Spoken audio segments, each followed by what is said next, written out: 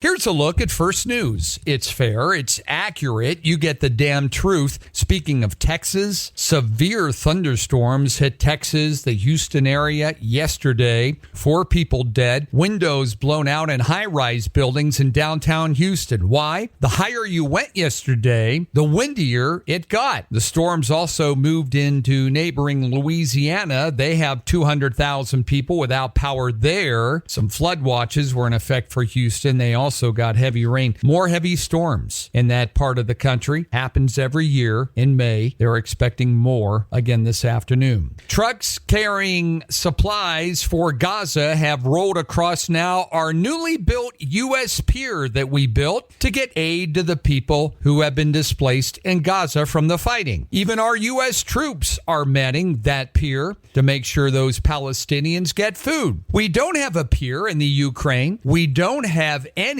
aid whatsoever to speak of going to the folks in the Ukraine who have left by the millions, just the people in Gaza. In fact, Russian President Vladimir Putin said that Moscow's offensive in the Ukraine's Kharkov region is being done to create a buffer zone. He said they have no plans to capture the city. People in Moscow and in Russia are starting to wear thin on this long war. It's moving in now to almost 3 years. You would think they'd be willing to broker a ceasefire or deal. And yet Antony Blinken and Joe Biden administration have done nothing to push for a ceasefire in the Ukraine. In fact, they're doubling down, sending another $60 billion over there. So Vladimir Putin was in China, meeting with Chinese leader Xi Jinping. And it deepened their no limits partnership with those countries as they face the rising tensions from the West. Putin is attending a China-Russia Expo on Friday, meeting with students at Harbin Institute of Technology. It was once home to many Russian students there and Russian settlements early on, but they're getting pretty cozy over there. And in the meantime, the groups that countries like Israel are trying to eliminate so they don't kill innocent people, they're stepping up their militant attacks. Hezbollah introduced some new tactics and weapons against Israel in recent days. They are using drones that are now equipped with missiles to attack innocent Israeli people. That's right. And where are they getting from?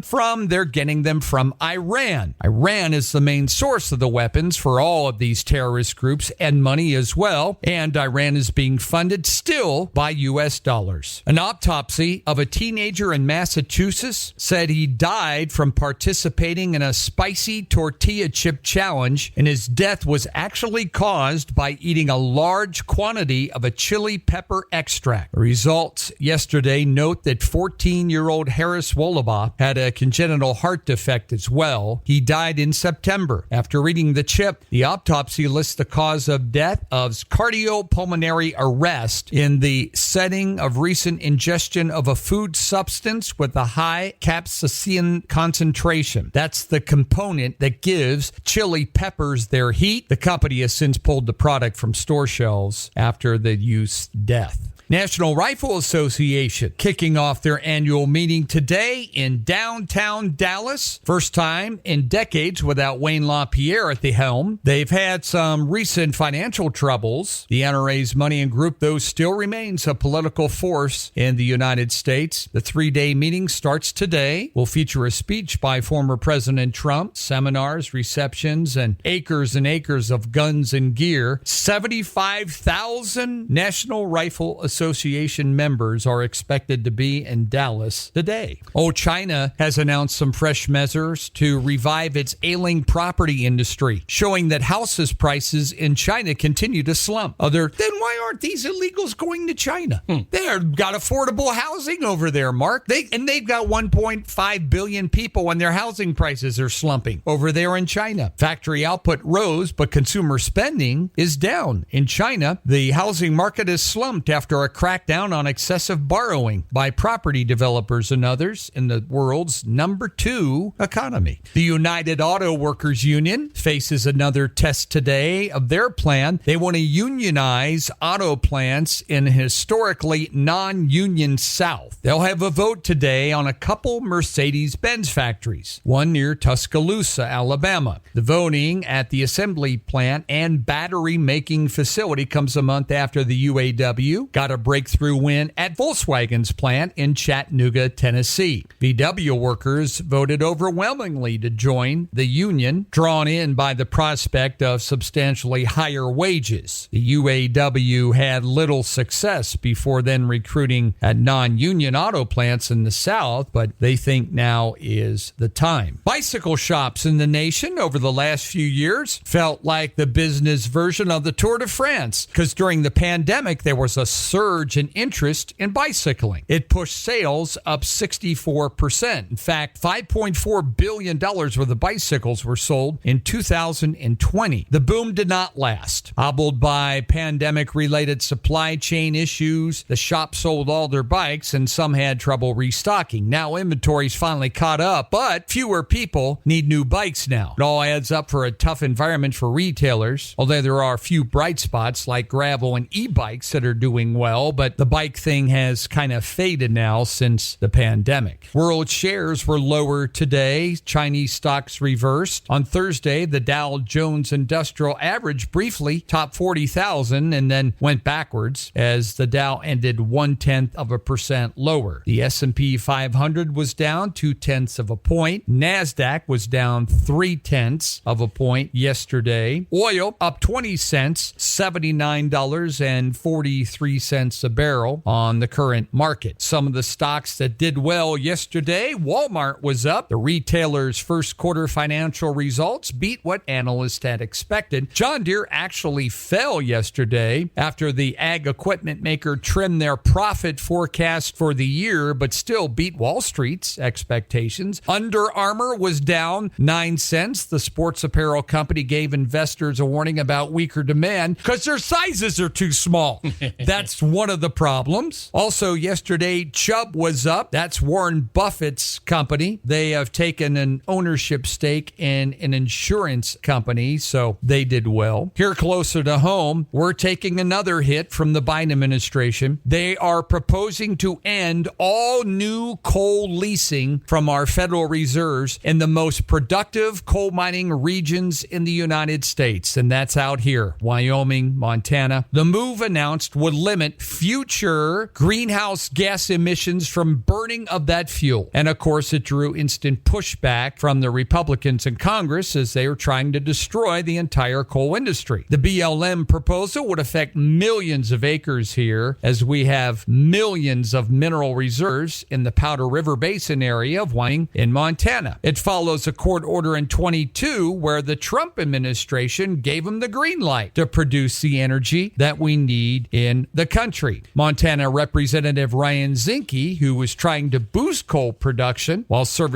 as the Interior Secretary under Trump, said coal provides not only reliable power for the grid, but with these new modern mining technologies and filters and scrubbers we have, it's virtually reduced the environmental impact that we have from coal now, but they don't care. They want it eliminated. Better start saving up on your batteries, folks, because the power, we already had to buy power this year in our peak time during the winter to keep your lights on. It's going to get worse and worse. Oh, Savannah Gankowitz of Hawaii has been crowned Miss USA 2023, more than a week after the previous title holder resigned for mental health reasons. She's a model, leads a female empowerment nonprofit organization. First runner-up in the pageant in September. She'll hold the title until August. That's when the term ends. She replaces former Miss USA 2023, Nolia Voigt. She was a former Miss Utah. She stepped aside on May the 6th and for personal reasons. And this was what America needs. McDonald's is introducing a new $5 meal deal in the United States to counter their slowing sales and customer frustrations with high prices. The deal will let you get a 4-piece McNugget deal, small fries, a small drink,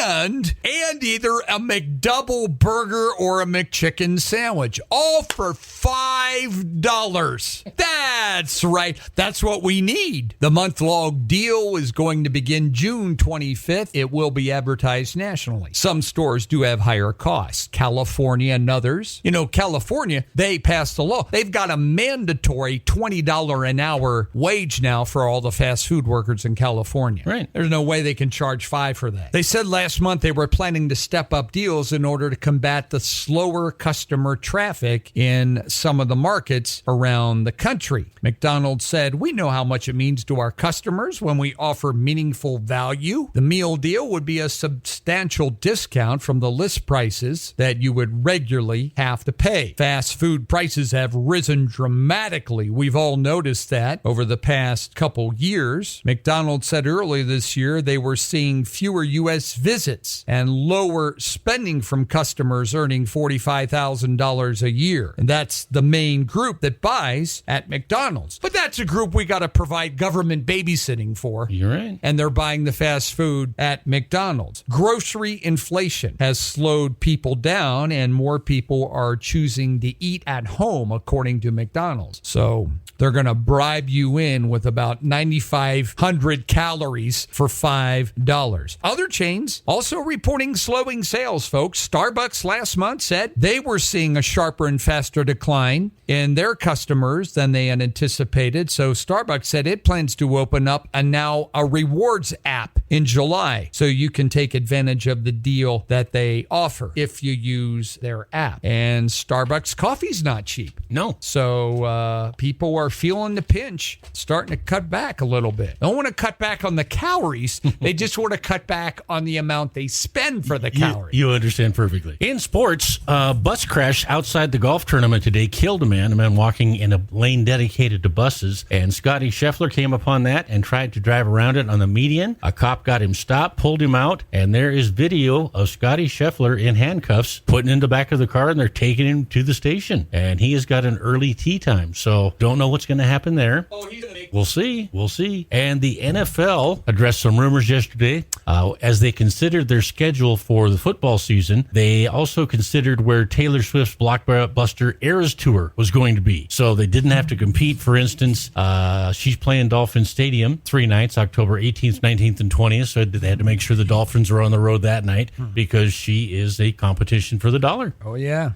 Well, sunshine early today, 68. We do have a chance of showers this afternoon, some thunderstorms, about a 60% chance. Saturday, 66, and Sunday, cooler, 57. We're going to be in the 50s again, a little bit out there. So if you are looking for something healthy to eat, which nobody is, the healthiest food on the planet, they said, is salmon. Number 1, blueberries 2, spinach at number 3, and quinoa. I don't even know what that is. You know what that is? Yeah, I used to plant it when I played Farmville. Yeah, you did, didn't you? Farmville. God, Wilson. 52, a lot of sunshine out there, kicking off the weekend. That's what's happening. Mark and Paul here together. What a life. What a life. Thanks for tuning into The Cat.